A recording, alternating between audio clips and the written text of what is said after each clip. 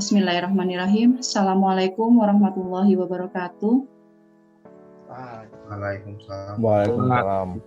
Warahmatullahi wabarakatuh. Bagaimana 12 listrik kabarnya? Masih tetap semangat? Semangat Bu, semangat. Semangat Ya. Bu. Ada baiknya kita buka kegiatan ini dengan pembacaan doa, dengan harapan apa yang akan kita laksanakan hari ini dapat memberikan manfaat bagi diri kita dan juga nanti bagi masyarakat pada saat kalian sudah terjun ke masyarakat. Baik, untuk doa, Ibu minta salah satu dari kalian, mungkin Apriyaldi ya. Apriyaldi bisa memimpin doa. Ya, sebelum memulai daring ini, marilah kita membaca doa menurut agama dan kepercayaan masing-masing. Berdoa dimulai. Berdoa selesai. Ya, baik. Terima kasih Apriyaldi sudah memimpin doa kita. Baik anak-anakku, untuk pertemuan yang hari ini kita sudah masuk ke materi ketiga. Ya, materi ketiga itu terkait dengan spesifikasi PLC. Sedangkan untuk penilaian Ibu melakukan hal yang sama dengan pertemuan sebelumnya. Yang pertama ada evaluasi, bentuknya pilihan ganda. Kemudian nanti ada forum diskusi, seperti biasa diskusi kelompok. Baik, Ibu masuk ke pokok materi ya. Materi yang kita pelajari masuk ke kompetensi dasar 3.12, yaitu memahami spesifikasi PLC untuk ranah pengetahuannya untuk teori. Sementara untuk praktek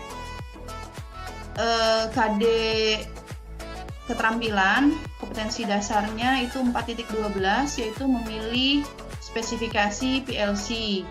Aku punya video yang mungkin harus disimak dengan baik karena video ini menjelaskan tentang penggunaan PLC atau pemanfaatan PLC di dunia industri.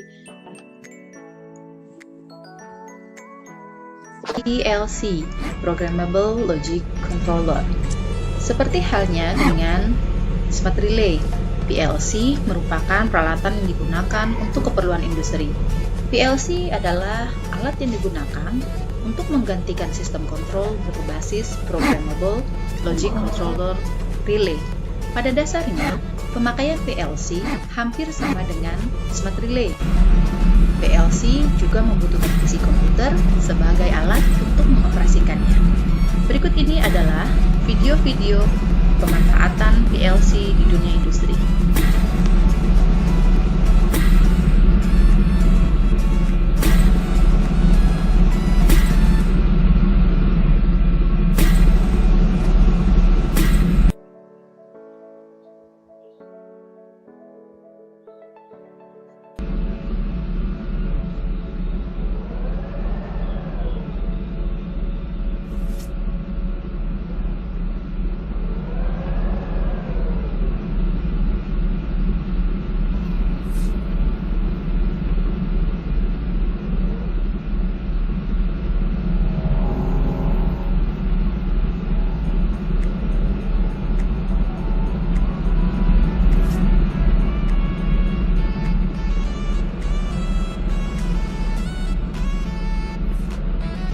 Video tadi mungkin bisa menjadi gambaran di industri kita sudah masuk revolusi industri 4.0. Untuk PLC sendiri kita sudah main di software. Di sini Ibu jelaskan peta konsep. Yang pertama itu kita lihat dari bawah ya, konsep PLC.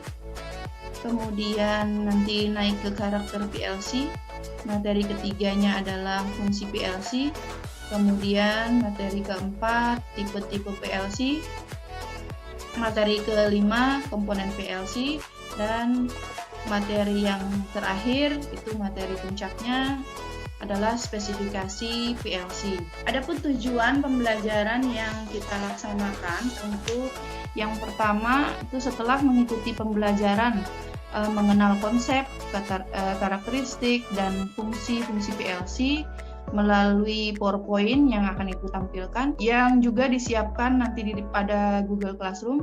Diharapkan peserta didik dapat menjelaskan konsep PLC berdasarkan arti Programmable Logic Controller dengan percaya diri. Yang kedua, melalui diskusi via chat di Google Classroom, peserta didik diharapkan dapat mengklasifikasi tipe-tipe PLC sesuai dengan cara pengoperasiannya dengan proaktif dan toleran. Konsep PLC, P itu diambil dari kata programmable, yang mana programmable itu diartikan kemampuan untuk menyimpan program yang telah dibuat ke dalam memori dan mudah diubah-ubah sesuai dengan keinginan. Kemudian logic di sini adalah kemampuan dalam memproses input secara aritmatik dan logik.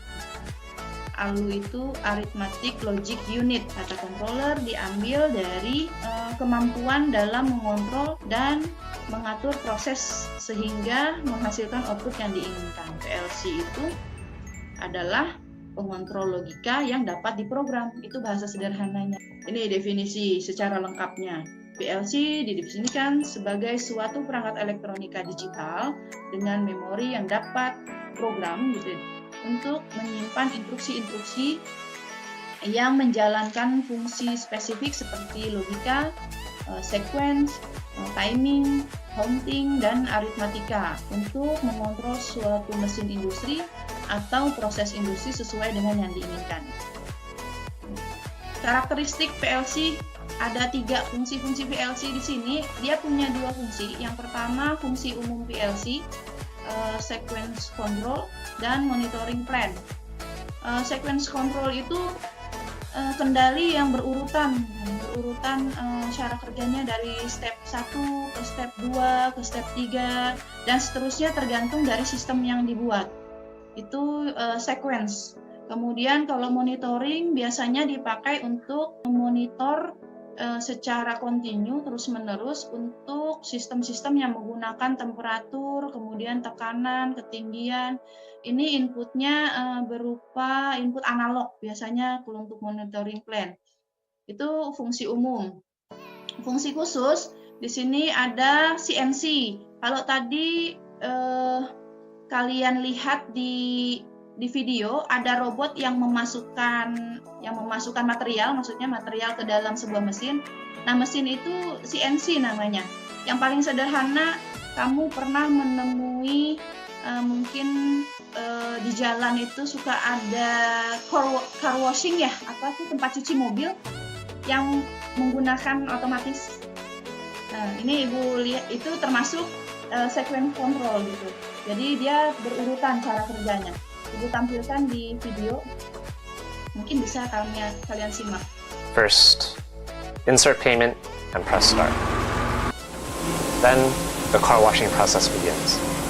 First, a water rinse. Then, washing with cleaning solution.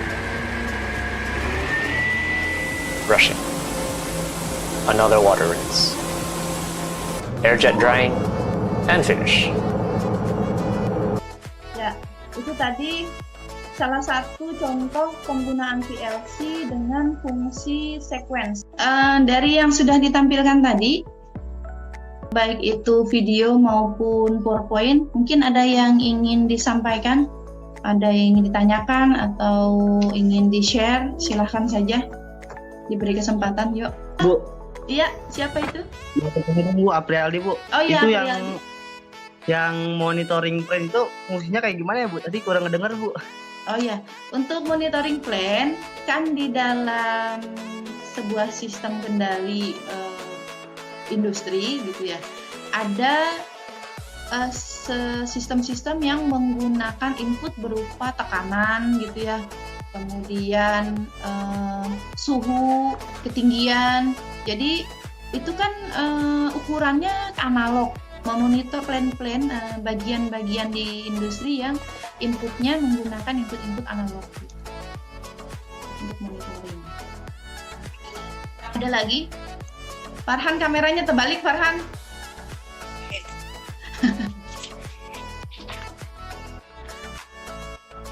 Nggak ada. Kalau nggak ada yang ditanyakan, Ibu mau share ini hasil evaluasi ya. Di sini Ibu urut berdasarkan tanggal dan jam pengerjaan ya. Jadi mungkin kalian udah tahu skor kalian masing-masing. Jadi ada beberapa yang masih di bawah 70. Tapi nggak apa-apa. Sudah bagus usahanya, sudah mengerjakan evaluasinya. Sekarang kita masuk ke tipe PLC. PLC dibagi menjadi 3 tipe. Yang pertama, tipe berdasarkan ukuran dan kemampuan. Ada 2 tipe, yaitu tipe compact dan tipe modular. Kemudian tipe yang kedua itu berdasarkan cara pengoperasiannya. Berdasarkan cara pengoperasian ada 3 tipe. Yang pertama itu berbasis rak dalam bentuk tag. Kemudian tipe yang ketiga itu tipe PLC berbasis PC, berbasis personal komputer. Kemudian tipe PLC berdasarkan input dan output. Tipe mikro, kemudian mini dan large. Bisa diambil kesimpulan. PLC dapat diartikan sebagai berikut. Programmable itu menunjukkan kemampuan untuk menyimpan program yang telah dibuat ke dalam memori dan dapat diubah-ubah sesuai kegunaannya. Logic adalah memiliki arti menunjukkan kemampuan dalam memproses input secara aritmatik dan logika, atau disingkat dengan ALU, arithmetic logic unit. Kemudian controller, kata controller itu menunjukkan kemampuan dalam mengontrol dan mengatur proses sesuai dengan output yang diinginkan. Untuk tugas dan evaluasi sudah Ibu share di Google Classroom. Jadi pertemuan ini mungkin ada yang ingin ditanyakan sebelum Ibu tutup? Itu Bu, dari masing-masing tipe-tipe PLC tadi itu ada keunggulan dan kelemahannya apa aja Bu? Ya, masing-masing tipe itu kan punya ciri-ciri ya. Ibu ambil contoh saja, misalkan yang berdasarkan yang kita punya aja di sekolah ya, yang berdasarkan ukuran dan kemampuan. Ya. Ya, yang berdasarkan ukuran dan kemampuan itu kita ada 2 kan. Tadi ada tipe compact dengan tipe modular. Nah, ciri-ciri yang compact itu komponennya, semua komponen PLC-nya itu jadi satu bagian. Gitu ya, dia jadi satu bagian dan ukurannya lebih kecil. Gitu. Sehingga jumlah input outputnya nanti untuk interface input dan interface outputnya itu relatif lebih sedikit. Ya, dan dia tidak bisa ditambah dengan modul-modul khusus, itu yang tipe compact. Nah, sementara untuk yang tipe modular itu ciri-cirinya komponennya dia terpisah, kemudian ukurannya lebih besar sedikit lah dari ukuran yang compact. Bisa juga menambah modul-modul khusus. Kembali lagi itu semua tergantung dari kebutuhan di sistemnya. Gitu. Jadi pemilihan tipe tergantung dari kita mau buat sistemnya seperti apa dan kebutuhannya seperti apa. Setelah kita belajar, mari kita berdoa menurut kepercayaan dan agama masing-masing. Berdoa dimulai.